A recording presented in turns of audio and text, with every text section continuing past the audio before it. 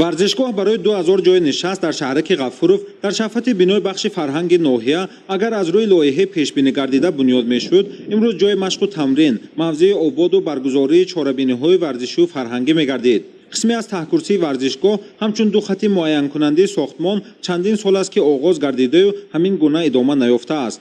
бино ба гуфтаи як нафар корманди мақомоти иҷроии ҳокимияти давлатии ноҳияи Бобоҷон Ғафуров, сохтмони варзишгоҳ аз рӯи лоиҳа соли 2005 оғоз гардида бо ин мақсад аз буҷети давлатӣ 175 000 сомонӣ ҷудо гардидааст, вале давоми ин муддати дароз корҳои сохтмонӣ идома наёфтааст ва гӯё ба лоиҳаи бунёди варзишгоҳ тағйирот ворид шуда 2000 ҷои нишасти қаблӣ ба 6000 нафар расонида мешавад.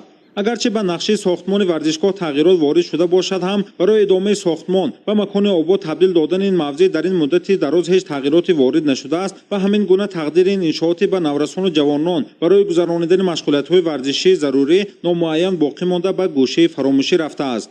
муайян аст ки масъулини ноҳия далилу сабаби таъхир дар бунёди варзишгоҳ ва ободии ин маконро аз омилҳои маблағгузорӣ, пайдо кардани сарчашмаи маблағ, иҷрои бар изофаи нақшаи андоз ва ғайра марбут дониста ҳар гуна баҳонаҳо пеш меоранд ва дар ин маврид назарҳо бештар ба ин масъалаҳо гиреҳ мехӯрад.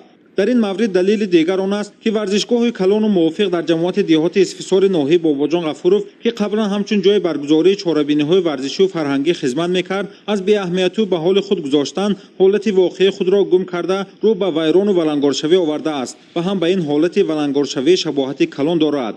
иншооти даромадгоҳи варзишгоҳи ҷамоати деҳоти исфисор тирезаҳояш аз ҷониби шахсони номаълум шикастаю дохили он аз барфу борони зимистону баҳор эмин нест ва ҳамчун ҷои нигоҳдории хошок истифода мешавад. нишастгоҳҳо барои 2 ва ё зиёда 3000 тамошобин шикастаю ҳолати табоҳаш як тараф рӯидани дарахту алафҳои худрӯӣ дар нишастгоҳҳо муайян аст ки солҳо ин ҷониб бино ба мақоли халқӣ дасти одамӣ гул аст, рӯи дасти ободгарро надидааст то ин маконро обод гардонад. майдони сабзазори варзишгоҳ ҳангоми машғулиятҳои варзишӣ ҳамчун ҷои муҳофизатӣ ва сабзу хуррамии ин маконро инъикос бояд кунад. аммо имрӯз масоҳати калони варзишгоҳ ҳамчун чарогоҳи ҳайвонот ва майсаҳои рӯидаи он ғизои чорво шудаанд. варзишгоҳ дар рӯ ба рӯи бинои кории кормандони ҷамоати деҳоти исфисор воқеъст. солҳо боз ҳолати рӯ ба вайроншавӣ овардани иншооти барои беш аз 40 000 аҳолии деҳо заруриро ку фаромӯш карданд. ақаллан дар рӯзи равшан хомӯш кардани чароғи фурӯзони варзишгоҳро ба хотири сарфакорӣ бояд фаромӯш накунанд. бояд қайд намуд ки варзишгоҳи мазкур ягона варзишгоҳи калон дар ҳудуди ҷамоати деҳоти исфисор ва наздик ба маркази ноҳия ба ҳисоб меравад ва барои барқарорсозию нигоҳдорӣ маблағу қувваи зиёд сарф намешавад. танҳо азми қавӣ, иҷрои корҳои барқарорсозӣ дар айёми иқдомҳои ободонии наврӯзи хуҷастапай кофист ки ин макон ба ҳолати пешина баргардад. дар маркази ноҳияи Бобоҷон Ғафуров шаҳраки Ғафуров ба истиқболи наврӯзи хуҷастапай имрӯзҳо корҳои ободонӣ идома дорад.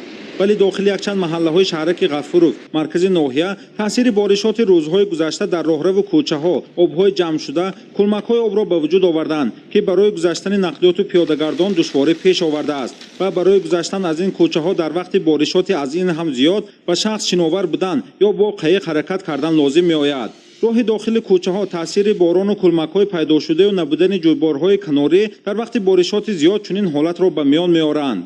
агар барои мунфарши роҳи дохили кӯчаҳо имконият набошад, ақаллан барои ташкили ҷӯйборҳо ва шағалпӯш кардани роҳи кӯча тариқи ҳашар низ иқдоми сурат гирад, боиси рушду ободии маркази ноҳияи Бобоҷон Ғафуров, шаҳраки Ғафуров мегардад. ҳолон ки аз суннатҳои неки ҷашни аҷдодиамон Наврӯз ин тозакориҳою навгонеҳост. маҳмуд аҳмадзода, Илёси Бобоҷон, ноҳияи Бобоҷон Ғафуров барои барномаи ахбор.